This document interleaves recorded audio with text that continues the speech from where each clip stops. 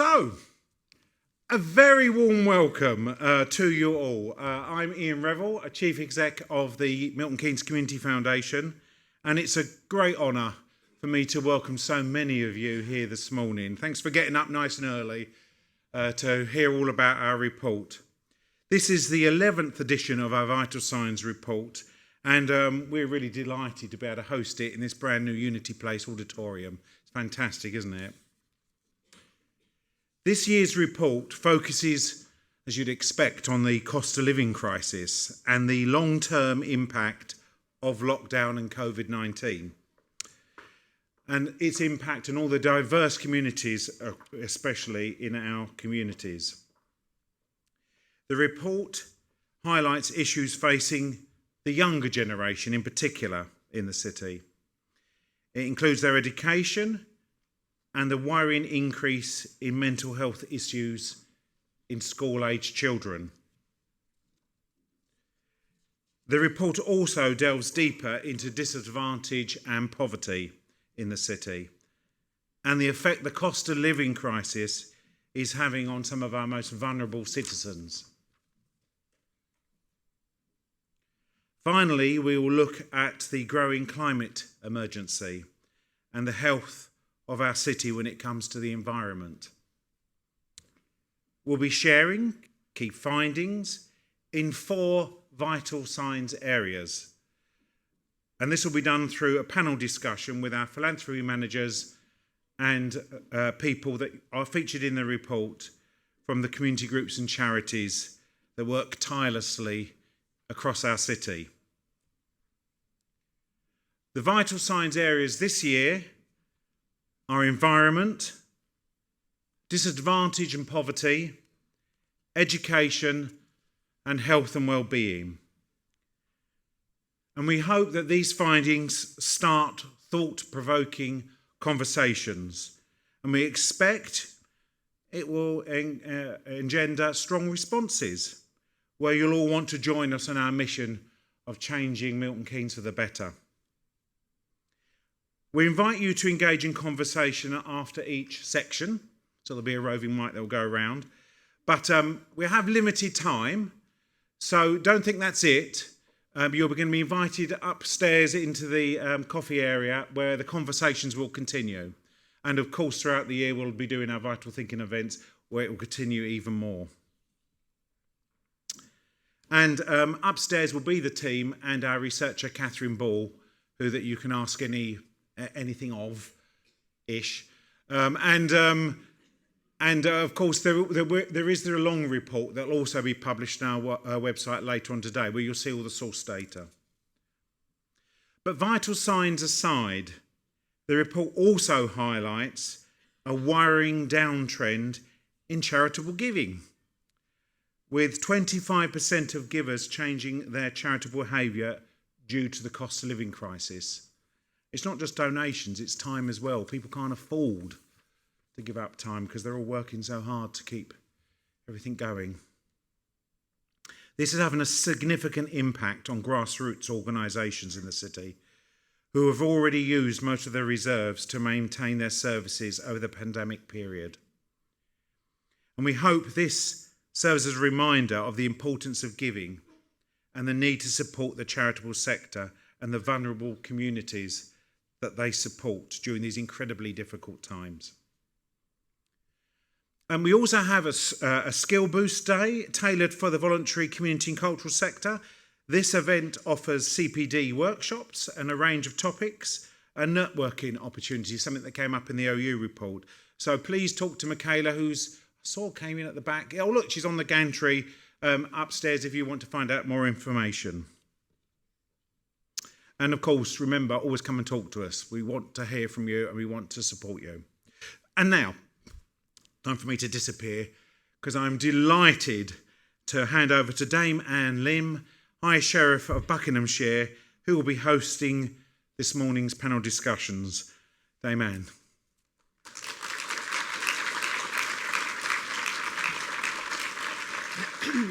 Well, many thanks, Ian, and thank you all for getting up and coming here this morning. As you've heard, I'm Anne Lim. I occupy for just another 2 months now the role of High Sheriff of Buckinghamshire. It's been a great privilege to serve in this role. Some of you in this room know me. Some of you know me really as the bag lady of Stony Stratford. So to be wearing this badge and performing something of vital importance, literally, is fantastic, and it is a great honour. Also, some of you who know me know that I'm not very good at getting up in the morning. I don't normally do morning activities. Could be due to the fact that I am now in my 8th decade of life. And more significantly, and some of you now know what's coming, I very rarely get up in the morning and put a bra on and put my lipstick on. But please note, this is by way of saying why I have done it today, and this is my important point. You are going to be shocked. When you read this, when you hear the panels that I'm about to introduce, you will know it is worth you getting up in the morning, and you will know that over the next 12 months, we collectively have got to do something. So I got up because I'm shocked. I'm shocked, actually, that I don't know if you know what this symbol is, but our report here, which you will get, our report for Milton Keynes, is linked to the United Nations Sustainable Development Goals, the 2030 goals, which actually very much, Ian, I know you're following what was done in Europe with, or in Scandinavia, with vital signs reports here. But it very much connects the local here with the global, which is very, very important in terms of context and in terms of looking at the data. But what's truly shocking is what you are about to hear, and I hope it will galvanise us all into action. I say this not to blame at all. Let me get that out of the way at the outset. I'm an ordinary citizen. I am not a politician. I'm not making a political comment. I am somebody who's lived in Milton Keynes for 37 years. My wife was born here and will die here. Hope not too soon, although she's not that well. But there we go. I'm very committed to this city, but I'm not in the positions that you are all in business, in the community, in political office, to do very much. I can only assist and encourage. And so it is in the spirit of saying, let's do something together, that I start this event off today and guide you through the panels, not in a spirit of this, is somebody's fault. It's much more, let's see what we can do together. So just finally, my themes for my House Sheriff year have very much been focused on building sustainable communities, the environment. You're going to hear about on education and well-being, particularly focused on educating and helping people work towards the elimination of violence against women and girls. So what's in this report, I was particularly pleased to support because it very much supports what I have been trying to draw attention to in the 1 year I've had as High Sheriff. So let's start with the environment, and I think if Jake and Helen could come and sit on these seats. I'm glad you're sitting on them, because honestly, me with my knees and overweight, if I had to get up from those, they're trendy but low. So I'm not sure they've been there, but you're young and vibrant, so you should be okay. I'm going to hand over to you now. Forgive me, I'm going to sit down so I can see it, to take us for the next 7 or 8 minutes through environment, and then we'll see if we have 2 or 3 comments and questions. So, Jake, Helen, thank you. Thank you. So, good morning, everyone. My name is Jake, and I'm one of the philanthropy managers here at MK Community Foundation.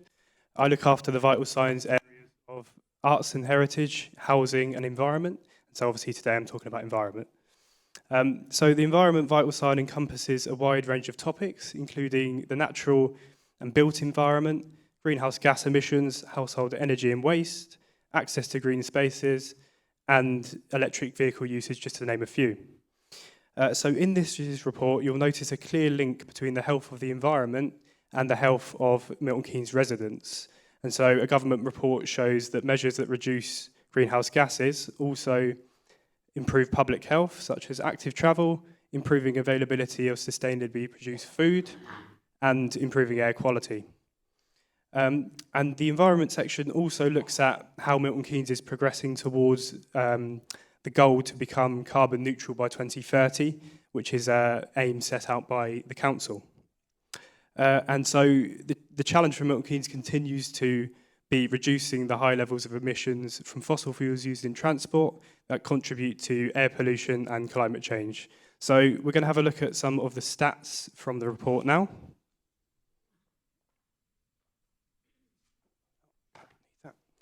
So first of all, greenhouse gases. So 37% of greenhouse gas emissions in Milton Keynes are from transport. And so this is above the average for the rest of the country of 31%. And that's mainly down to the lack of public transport usage and high level of car usage on our roads. So next one is about air pollution. So a way that air pollution impact is measured is the percentage of total adult deaths attributable to particular air pollution. And so in Milton Keynes, this was 5.7%, above the average of 5.3%. And it's also important to highlight that there are certain groups in the city that are at higher risk of air pollution impact, and that includes those vulnerable due to medical conditions and those from low-income communities that tend to live in areas with lower air quality. So another stat is around electric vehicle usage. So this is an area Milton Keynes is leading the way. The amount of private plug-in vehicles per 100,000 of the population in Milton Keynes is 1,073, and that's compared with 778 for the country. And Milton Keynes Council has also been allocated 1.6 million in government funding to expand charging points. So some sort of good news in that area. So in this year's report, also we are hearing from some community groups doing really great work in the environment area. And so I'm pleased to introduce Helen Innes, who is a creative partner at Hubbub. So thank you very much for joining us today, Helen. Thanks for inviting me. No problem. So for anyone that doesn't or hasn't heard of Hubbub in the audience, do you want to give just a bit of a brief overview of what you guys do? Yeah, sure. So Hubbub are an environmental charity, and they encourage social action for the environment and for everyone. They do this really playfully and creatively across fashion, waste, neighbourhoods, and I'm part of the food team. Fantastic. So I'm going to ask you a few questions, Helen. So Vital Signs, as I say, shows us that MK produces more greenhouse gases than the national average. So from your perspective, Helen, how do you think we can, as a city, help to reduce greenhouse gas emissions? Community fridges are food hubs where people and businesses can share surplus food from their work, from homes, from allotments. In 2020, Hubbub did a survey of 4 existing community fridges and listened to them to find out what it was that they needed. What they discovered was they wanted to further reduce the food waste in local businesses, increase the surplus that they were collecting. They needed help with volunteer retention, and they wanted to increase the quality and quantity of food that they were able to share. We also wanted to be able to connect businesses with communities. And so what we did is we launched a pilot called Food Connect. So Food Connect is a zero emissions food redistribution service that connects our existing network of community fridges, and I see some of those people are here, and helps share surplus food within the community. Fantastic. So that's a way that the community can really get involved in that. And we spoke before about some statistics around that kind of thing. Could you share some of those with us? Yeah, sure. I'm really proud that we've been running we're in our 4th year, and we've maintained 7 green part-time jobs. We've got 6 couriers and a local admin coordinator that coordinates everything. But last year alone, we shared 225 tonnes of food that was going to go in the bin. That's the equivalent to 500,000 meals. We travelled 26,000 miles in 1 year on electric vehicles, and that equates to 6.5 tonnes of carbon related or greenhouse gases relating to transport. So yeah, the numbers really speak for themselves there. So Helen, do you think environmental initiatives have the potential to support other areas of need in the city? So for example, those struggling with food poverty and the ongoing cost of living crisis. You touched on it there, I think. Absolutely. So like I alluded to earlier, community fridges are places where anyone can share surplus food. And so that means there's no barriers to receiving that food. They make available fresh food, frozen food, ambient food, food that perhaps the food bank aren't able to share, that other people can get, that people that don't qualify can also get access to. So they work as a top-up. The key thing here is collaboration. So we are really lucky in Milton Keynes. We have this amazing network of awesome organisations that share food.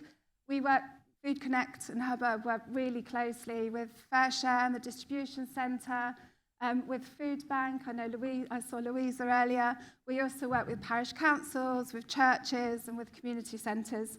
And it's not just about it's not just about sharing surplus food, it's about what the food enables those community organisations to do. So they can cook, they can make hot meals, they can provide warm spaces, and food is an absolute amazing leveller. So what it means is ultimately by providing that food, you're enabling those organisations to build stronger communities. Sure. And as you say, that really sort of highlights that vital signs sort of really overlap and interlock into each other, and the importance of partnership work, and especially in the voluntary sector. So my final question for you, Helen, is obviously we spoke about electric vehicles, and so Hubbub, I know, use electric vehicles, and so do you feel MK as a city is set up well to encourage electric vehicle usage? I think we all know, if you look outside, we're close to a train station, there's a bus station there, there's electric scooters and electric bikes outside and electric charge points across the road. The infrastructure's there, but the cost needs to be reduced, and it needs to be made better services. It would be great to be able to get from one side of the city to the other on one bus. We're really lucky. We were very early adopters of electric vehicles, and in 2020, when we got our electric van, there was no competition for electric charger, and the cost of that was very cheap. Obviously, 3 years later, the cost of energy has gone up. So running an electric vehicle is comparative to running a vehicle on fossil fuels. But what's really important is the saving that has to air quality. So Milton Keynes Council were really supportive in helping us to get access to 3 electric cargo bikes and trailers. And we've, as of last week, we've pedalled 10,000 miles on those bikes. So I think, that's really something to celebrate. We also run an electric van. We run a Nissan NV200, which is still just about coping with our capacity. We could probably do with a bigger one. And ranges are improving on vehicles, so that's really, really positive. They start expensive, but they're much, much cheaper to run once you've maintain, once you've got them with no mechanical parts. So for us, it's been vital for us that we were able to use vehicles that didn't have an impact, and I would encourage all businesses and individuals to kind of try and get out of their cars, live locally, and if they can't live locally, use public transport and use the alternatives to not use fossil fuels. Brilliant. Thank you, Helen. So in summary, Hubbub are a really, really good example of some really good work going on in the environment area, and we're really pleased to be supporting some of that work as well. But the reality of the situation is that the climate crisis is a national and global emergency, and it's not going away overnight. We all know that. And every one of us here in this room has an individual responsibility to look after our planet and our local community as well. So on that note, I'm going to leave you with the vital thinking from this year's report, which is how can we educate and empower residents to reduce their transport greenhouse gas emissions. Helen, thank you again, and I'm going to hand back to Anne. Thank you, Thank Jake you. and Helen. Well done. Just stay. Helen, terrific to hear about what you're doing, but, oh, they've gone off. The stats say it all, don't they? You can understand why I said you'd be shocked. It's great what you're doing. We can do more. So anybody in the audience who will say now, put their hand up, what are you going to do more to help make these statistics better next year so that we haven't got 2 thumbs down and one thumb up for the electric vehicles? Bloody hell. I mean, we are the city of it. Right, please say who you are and say what you're going to do, and then we'll move on.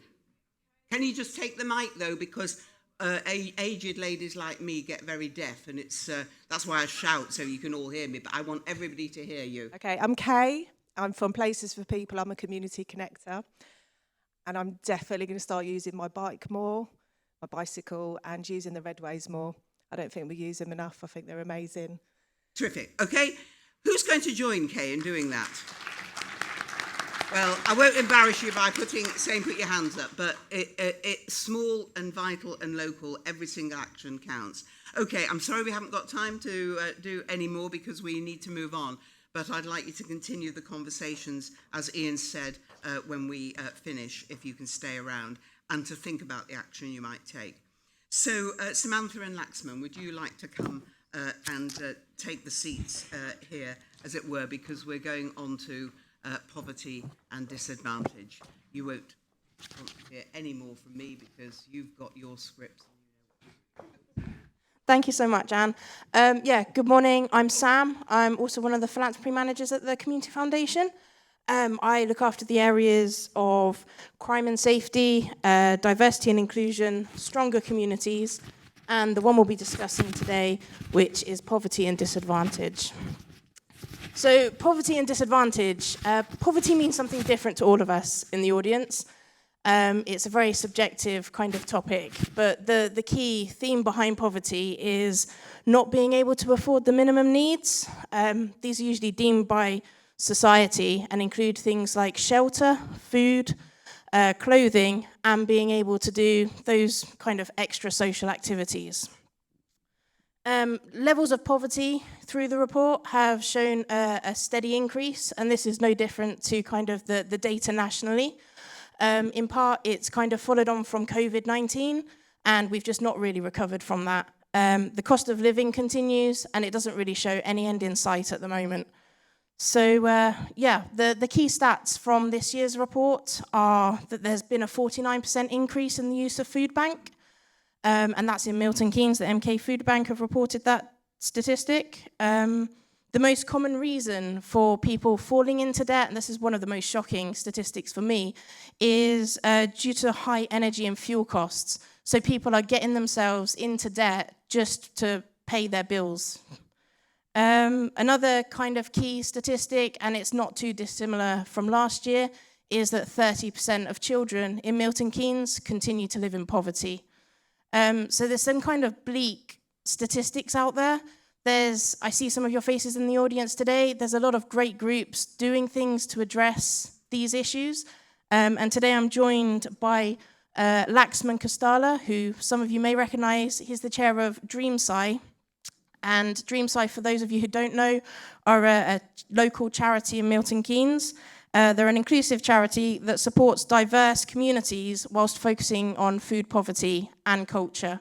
So thanks so much for joining me today, Laxman. Thank you. I really appreciate your time. So let's kick straight off into the questions. That's what we're all here for. So we've kind of seen this shocking data. We know that the statistics kind of for food bank parcels have gone up. So my first question to you is, how can we address the growing issue of food poverty in the Milton Keynes? There are lots of families who are already at capacity for using food bank parcels.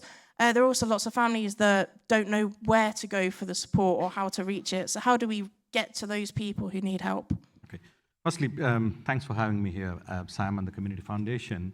And morning, everyone. And thanks for coming so early. And you're not alone. We have many people like me who struggle to wake up in the morning. So we all made it in the morning. Well done, everyone. DreamSci, we have two aspects. One is the food charity and the cultural element, and we run out of our base in Kingston. As a food charity, we have three projects. One is we give the breakfast packs to the schools, which includes cereals and milk, food parcels to the pensioners and the families in need, and also the cook meal for the homeless communities, all this cooked from our Kingston premises. What we have seen in the last year is about 80% increase in the demand for our school breakfast packs. Wow. And that is not 18, that is 80% increase of the demand for our school breakfast. And that's school breakfasts. School breakfast packs, which includes the cereals and milks, which extended from the pupil to the staff as well at the schools. That's one of the reasons why it has gone up. I know we have phenomenal amount of organizations in Milton Keynes who are working, but there's a lot of works happening in the silos as well. I think what I would see as a solution is probably building up a collaborative model with a sort of an holistic approach. Collaborative model so that we can minimize the duplication and also reach out to these hard-to-reach communities, and also the holistic approach so that we can actually look at the bigger picture of the problem and also look at the symptoms of these problems and not just addressing the immediate food needs. So the collaborative model with a holistic approach probably would be a way forward. So that seems a clear theme, feeding on from Jake and Helen, also kind of about collaboration. And I think that this is possibly going to feed into my next question. So the report also shows that Black and minority ethnic people in Milton Keynes are more likely to be affected by the cost of living crisis and food poverty. So how can we make sure we're reaching these communities that are possibly not already being able to access kind of support? Yeah, we actually, as DreamSci, we ourselves is an ethnic community-led charity doing these activities. I definitely understand where you're coming from, and we actually see that on a day-to-day basis. We are a charity with about 600 plus volunteers doing all these activities with a very good percentage of youth volunteers as well. I think what we need to do, Sam, is we need to bake in the diversity and inclusion into the collaborative model I was referring to earlier. The organizations and the community groups and probably the people with the lived-in experience needs to be empowered so that they can go and reach out to the communities, understand the problem, and address them to their respective communities. It's not only about the diversity of the organizations. I think what we also need to look into is the diversity of the services that we are providing. I think when we are designing these new services, I think we need to design them with keeping the diversity and inclusion into the mind. To take an example of the food parcels, I think there's no one size fit all. And when we're designing the things like the food parcels, what we need to start looking at is, are these meeting the needs of these diverse communities? Do we have enough facilities for people who are vegetarian, people who are vegan? And also there are culturally appropriate needs like a halal pack or a kosher pack or anything. I think looking at the diversity of the organizations and also the diversity of the services, diversity and inclusion of these services is probably a solution on the way forward. So it's about building it into the service, not as an added extra, which I think is a great point. And that so leads on, I think there's really been a sense of collaboration and kind of everyone coming together and not working in those silos, which leads on to our vital thinking. So previously, our vital thinking was around child poverty, and the child poverty partnership was set up, which has proven to be a great kind of network. And so our vital thinking going forward is that needs to be expanded upon, and it needs to be a wider poverty partnership, so bringing together all of the organizations working within poverty. And I'm sure there are some organizations that aren't necessarily addressing those issues at the moment, like Hubbub, kind of as a side or an add-on that they are.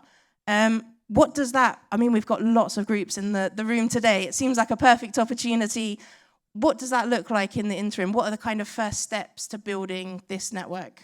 I think firstly, I would say we are very, very lucky to be in a city like Milton Keynes, when so many organizations could turn up first thing in the morning, not for your work, for something doing good for the society.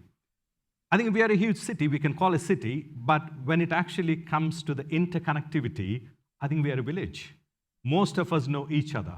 We are a city for the status, but we are a village for the connectivities that we have. I think the successful partnership that has been established, actually initiated by the Community Foundation during the COVID time, between DreamSoy and MK Food Bank, which is still growing strong day by day, is a great example of how we can build these partnerships. I think not just our partnership. If you actually look into our city, we have some phenomenal partnership. Look at homelessness partnership, the child poverty partnership that you mentioned just now, the business leaders partnership, the Arts and Heritage Alliance. All these partnerships that we have is phenomenal. We are a city of partnerships. I think what we need to start doing is building up on interconnectivity of these partnerships so that we can go back to the collaborative, holistic model of a solution for the whole city, but not in a silos, is a way forward, I would say. And who else would be better placed by pulling so many organizations together? Probably Community Foundation, with your wonderful work that you do, because when we had our challenges, the grants from the Community Foundation has definitely helped us to cope up with the demands that we have. I think I would say, point back to you and say, a job for you to start looking at bringing another partnership, Ian, for you to take out from the vital signs, that start another partnership and collaborate partnerships is what I would say. I really appreciate it, Laxman, the extra work. So I think thank you so much for coming along today. Thank you. Terrific, Sarah. Laxman, thanks very much, and great idea there. Anybody want to comment or ask a question or indeed, again, offer to take an action in line with what you've just heard? Oh, there's Kushida in there. Kushida, please take the mic and say who you are in case people don't know you. I'm Kushida Mirza, ex-chair of Community Foundation, Truby's Garden Tea Room. I loved what you said, Lakshman. I really like the approach to collaboration and partnership. I just think that when we're thinking about poverty, it's got to be beyond food. We've really got to get people empowered and enabled and developed to fend for themselves. So I think, yes, food is good, and we do that in Truby's. We work with you, we work with the food bank to feed people, but it's got to go beyond that, training, getting people into jobs, and actually creating the environment in our local economy for people to be able to work and earn a decent wage. Terrific point. Well done. Thanks so much. I'd like to move us on because we've two more short presentations to hear. So the next vital sign is education. I wonder if Sarah and Zoe can come and take the seats, and you will take us through. Let's hope there's a few more thumbs up. What do you want to bet? Right, thank you very much, Anne. Good morning, everyone. My name's Sarah Sibley, and I'm the philanthropy manager who looks after the vital signs of education and work in the local economy. So we all recognise the importance of education from preschool to lifelong learning to enable everyone to maximise their full potential. We know local education experts have noted that multiple lockdowns and disruptions due to COVID-19 has had a real impact and scarred the emotional and educational development of many of our young people in the city. So the three key insights that we've looked at through the vital signs research this time are as follows, and they actually are very topical. There's been quite a lot in the news since the beginning of the year. So firstly, the stat that I was looking at is, as you can see, there's been a doubling of the number of state secondary school students who are missing 10% of their schooling compared to pre-pandemic times. So that does sound shocking, but it is actually consistent with what is going on through the national picture as well. So we dug deeper and tried to identify what are the reasons behind this increase. And anxiety is a very, very key part of this. And we're going to obviously see some of this coming through when we speak with Ranjit later on as well. So anxiety is a key factor with the absences. Secondly, we're seeing local communities, charities and cultural groups. They've all moved to support young people and help catch up on what they've been missing. So we can see there's been a real increase again in the number of supplementary schools that are in the city, and they're offering alternative provisions as well. So that's been a really good factor, and it's growing year on year. So that's one that we can really try and support. And finally, with our early years and preschoolers, missing out on those vital years when the pandemic was happening has had a real impact on some of their developmental areas, particularly on the motor skills and personal and social skills. The city, unfortunately, is tracking behind the national levels in these areas of development. So today I'm going to be focusing on that stat with Zoe Raven, who's kindly come along. Zoe is the CEO of the Acorn Early Years Foundation. So welcome, Zoe, and thank you for joining us. So from our insight, we can see that Milton Keynes is performing well above the English national average for take-up of early years places for 3 to 4 year olds. We're actually at around 99%. So on the face of it, that's fantastic news. But our research indicates that the longer term impact of missing those pandemic years amongst this age group is proving challenging for both nurseries and as they enter into primary school as well. So, Zoe, what do you see as being the main impacts at the moment? Well, the interesting thing with COVID was that we saw a benefit to those children that were able to continue attending, the vulnerable children and children of key worker families. We really saw them blossom throughout because there were small numbers and we carried on providing for them. We were very worried about the children coming back after the pandemic. In fact, the children that had attended with us before and then came back came running in very happily, very quickly adapted. We did notice a decrease in their communication skills, an increase in their ability to use screens. Surprise, surprise.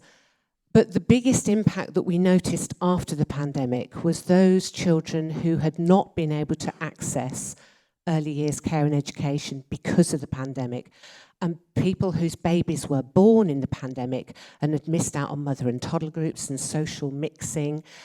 There was a massive impact for those families. Those children took a lot longer to settle into nursery.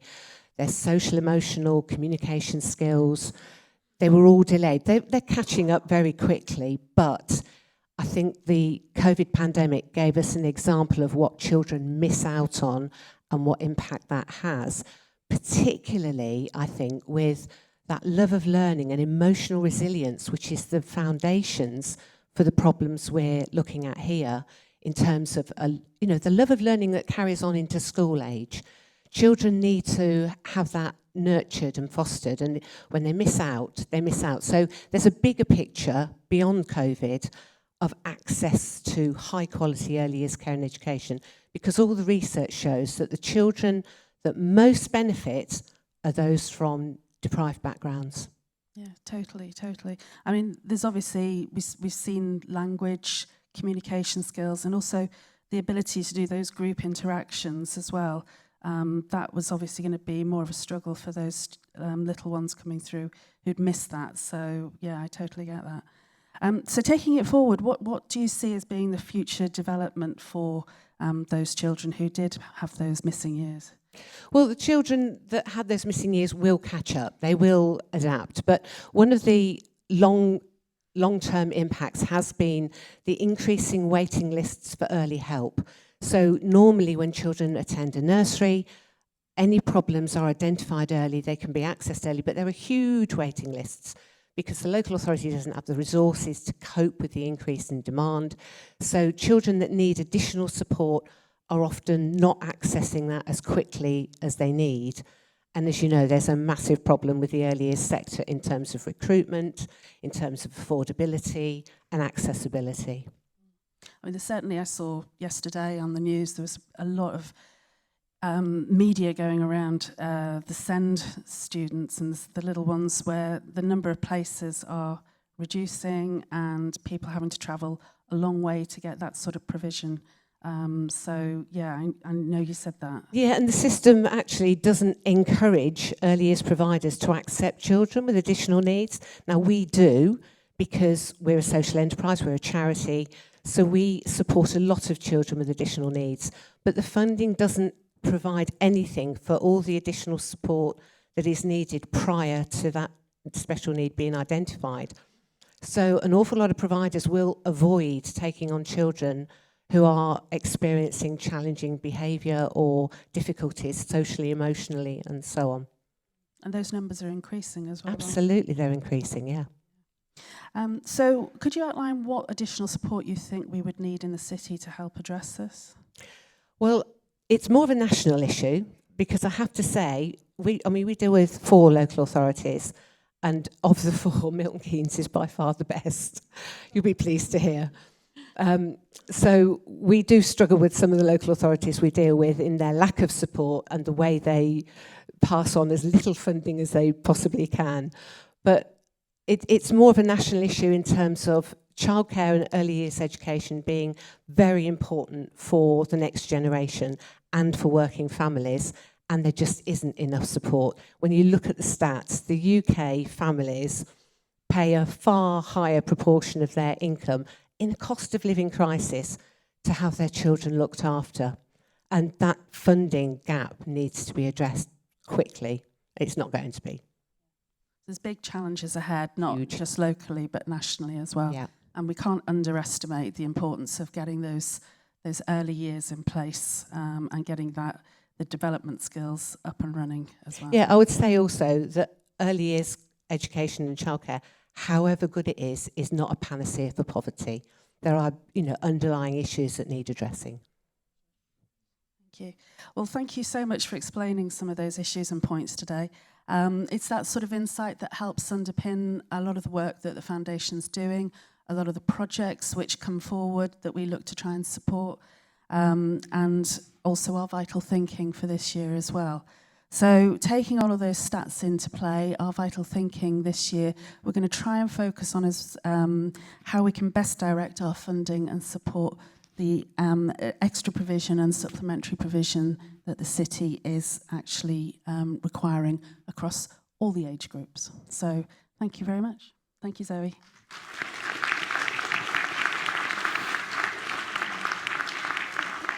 Is that the right priority for them? I mean, that's a one thumbs up, and you're putting more resource behind something that's already working. I don't know. I just ask it as a question, because so far on the scorecard, and we'll come to the last one now, it's 7 bad and 2 good.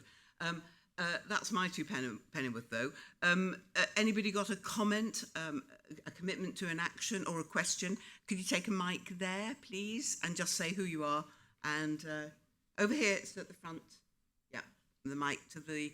I better not even try and describe with my eyesight, but a lady in the second row... Lady, yeah, that'll do, will it? Right. Hi, my name's Josan. Yeah. I work for Community Action, and it's just an observation. I'd like your reply to this. Can you hear at the back? Sorry. Yeah. I've been having conversations with schools, so when they're going to nursery and everything. Do you think there's a gap between the health visitors and that? Because their development point is also delayed, isn't it? Like still not sleeping at night, bedwetting, all that kind of thing, still in nappies. Is there a connection that you could have health visitors in your settings again?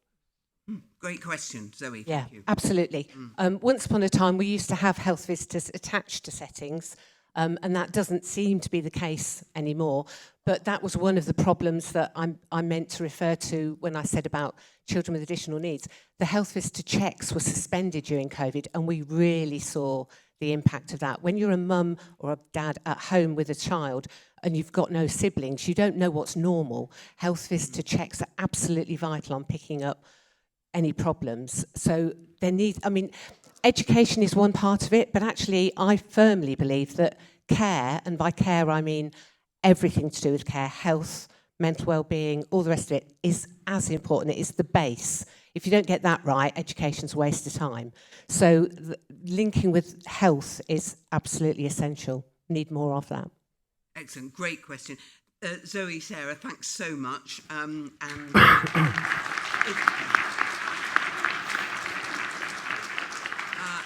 If for our final report on the vital sign, it's a very good segue in, actually, on health and well-being. We have Ranjit together with John. Over to you, guys. Thank you, Anne. Good morning, everyone. I'm Ranjit. I'm the Philanthropy Director at Milton Keynes Community Foundation. Health and wellbeing actually isn't my vital signs area, but Peter, who looks after this area, has ironically injured himself playing volleyball. So I'm stepping in for him. So with regards to health and wellbeing, physical, mental and wellbeing are impacted by factors which include genetics, lifestyle, social and community networks, living and working conditions.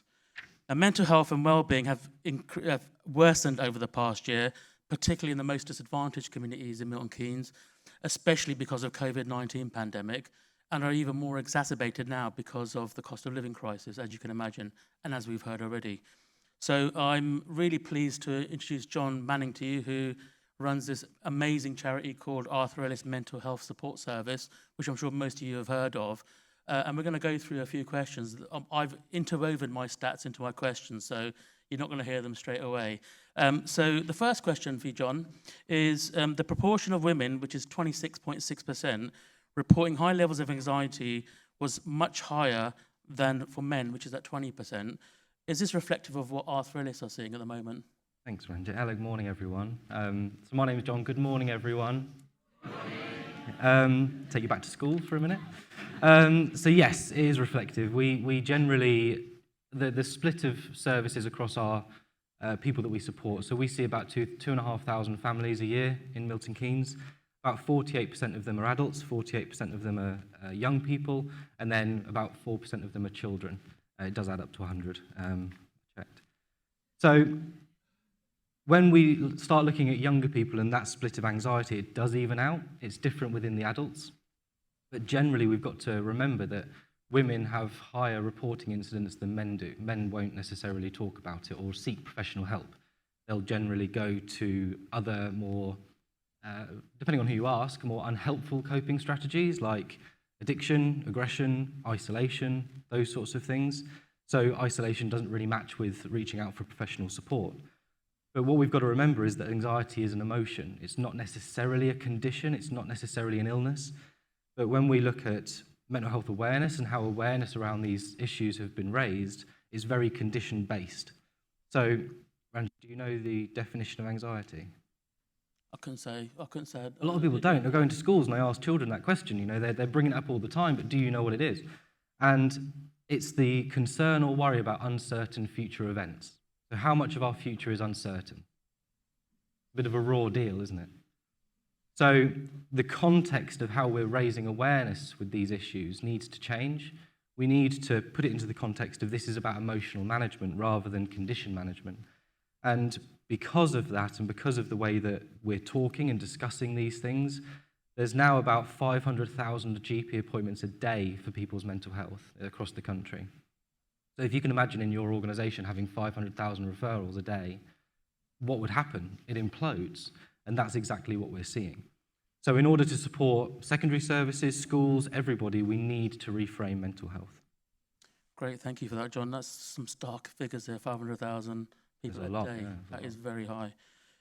Okay, so as a charity who supports young people, 25% of pupils aged between 11 and 16 said they had a mental health problem in the last 12 months. What are Arthur Ellis services doing to support those? And now that YIS has sadly closed, who are supporting young people with mental health, who and how is this provision now being supported? It's really unfortunate about YIS, and they've been going for a long time. They were kind of like a city staple. And it just shows how challenging it is for charities and how much support we need, but also how we need to innovate with our funding and invest rather than spend a lot of the time. The way that we've adjusted, or the way that we've set ourselves up in order to support this community, is that we work with a really broad age range. Typically, organisations will support primary, secondary, or adults from the age of 18. So we decided from the onset to support from the age of 8. We consider children and young people up to 25. Our brains aren't fully developed until we're in our mid-20s. So we are designed to support primary school, secondary school, developmental stages, school transitions, all the way up to the journey into adulthood. The main age range we see is between 15 and 17, and we found that if somebody gets referred into secondary services like CAMS, the wait can be quite a long time.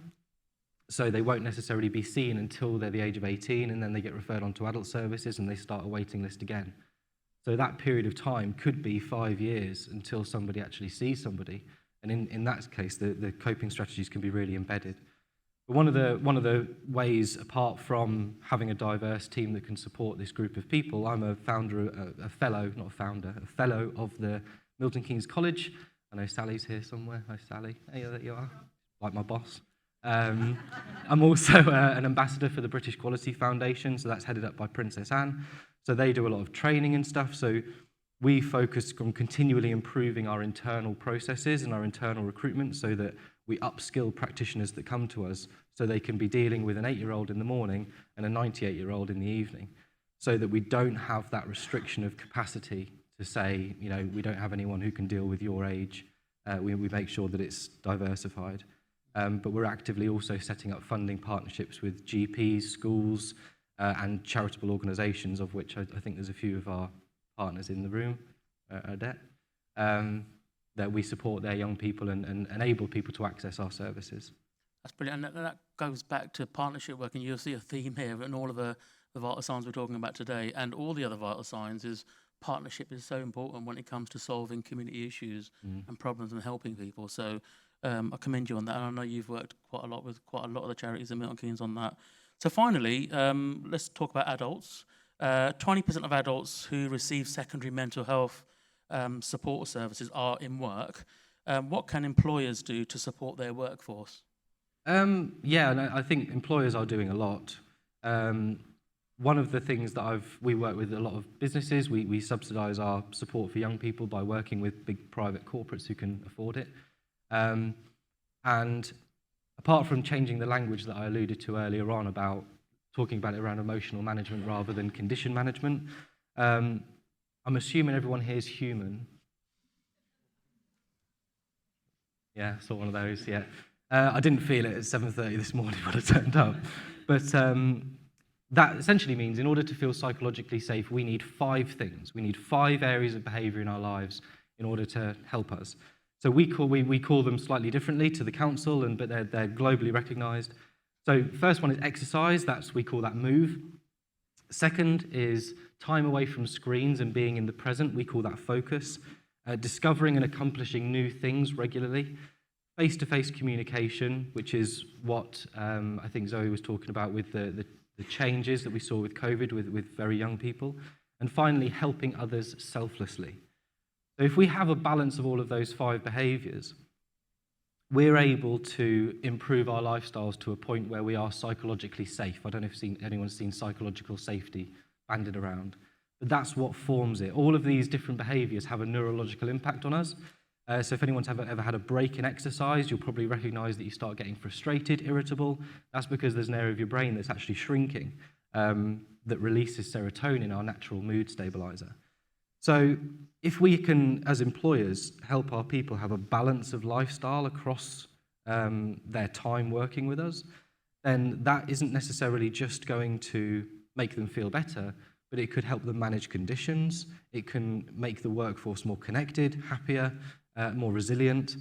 So language and lifestyle, working in a preventative way, I would suggest is one of the key things. And apart from that, it has a return on investment of about £9.98 per pound you spend. Brilliant. So it's more about prevention, isn't it? And preventing issues from occurring rather than dealing with them. Brilliant. That is excellent. So thank you so much, John. And I want to leave some thoughts with the audience and for the foundation to think about as well. And as you've heard, with school children, and you've heard from Sarah as well, that they're really struggling with mental health, and the majority of absence is about mental health and anxiety. So how can we support school children access mental health support in Milton Keynes? I'll leave you with that final thought. Back to you, Anne. Yeah, no, thank you, Ranjit and John.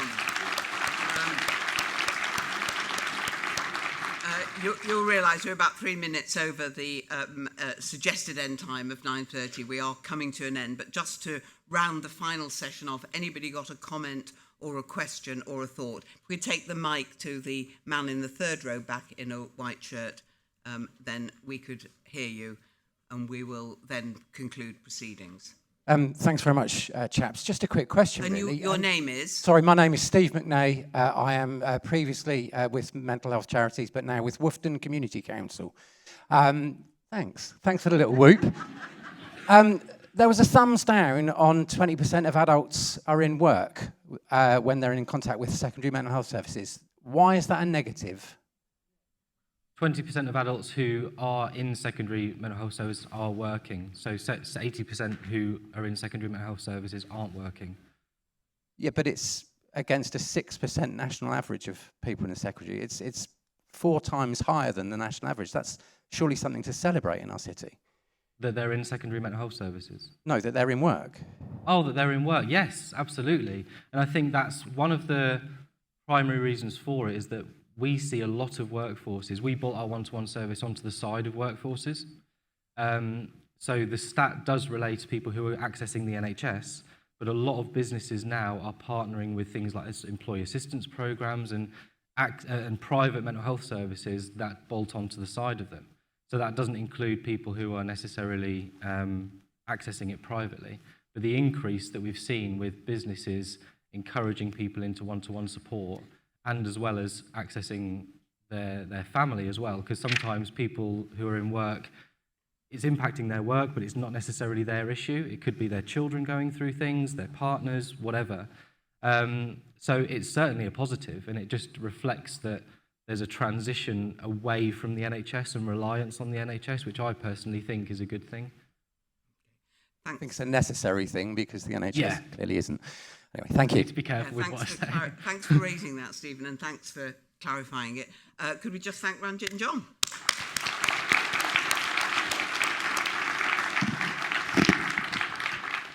So look, there are things to celebrate. Of course there are. There are some good signs here, and I know I was somewhat draconian right at the beginning. I hope it wasn't a terrible spoiler alert.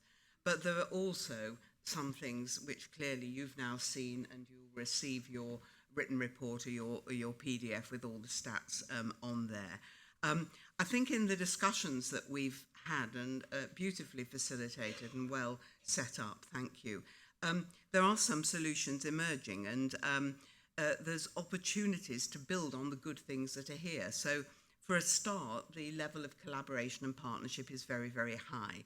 I mean, if you didn't have that in the fabric of a community, that would be something we'd have to try and get. But it's very clear that it's there. However, I think it needs to go to a next stage. These are just my ending personal thoughts. They carry no agency other than to offer them into the to the pool of thinking here and the people who can take action. But I think we can take it to the next stage, and I think that a way forward was very much suggested by Laxman, which is that you need collective action. It's not just about collaboration, it's collective commitment around a holistic vision. Whether that broker of the collective action is the Community Foundation, or whether it's some other organisation or setup, something quite independent and different that involves the different players, I don't know. I think that's to be thought about. But I do think that the whole idea of connecting the different silos, the different charities, the different organisations around a collective mission and connecting those organisations better will give the thing that we need, which is greater control, greater leadership to combat some of these things that need addressing.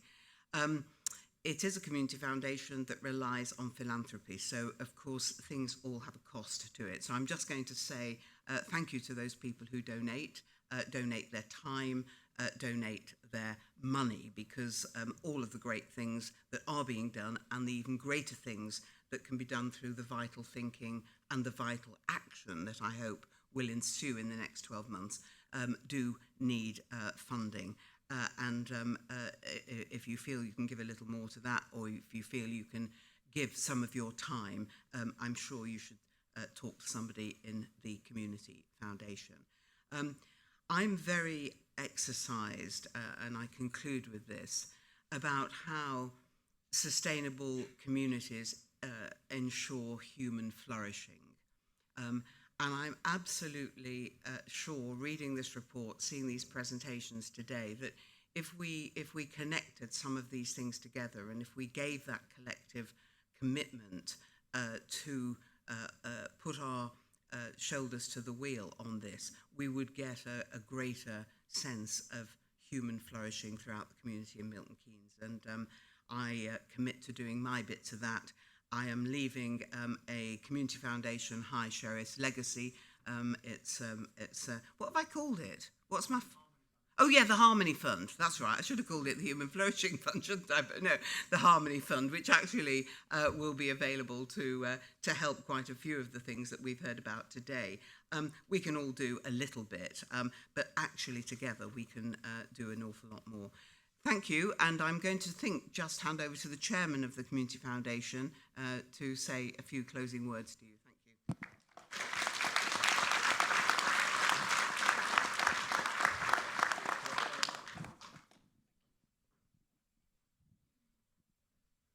Good morning, everybody. Don't panic. No big speech from me. I know we're tight on time.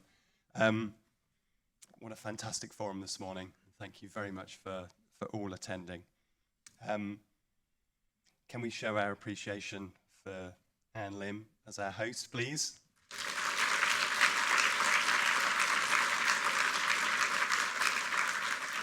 Thank you, Anne.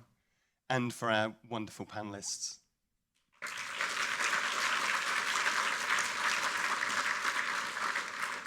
Thanks very much for your participation and for your support in future. Can I just quickly recap on 3 things? We call on you to use and share vital signs to start conversations with other stakeholders, and let this please be a document that you return to throughout the year. Those of you who are charity leaders, we truly hope that Vital Signs helps you design your projects, and together we meet the needs of the most vulnerable across the city.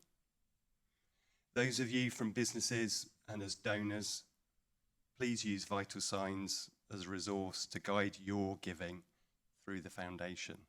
And please work with us in partnership to send funding where it's most needed. If you're interested in how to do this, please speak with me, with Ian, or any member of the Community Foundation team. And now it's time for a chat about funding fairness over a coffee in the excellent space upstairs. And that brings this launch to a close. Thank you.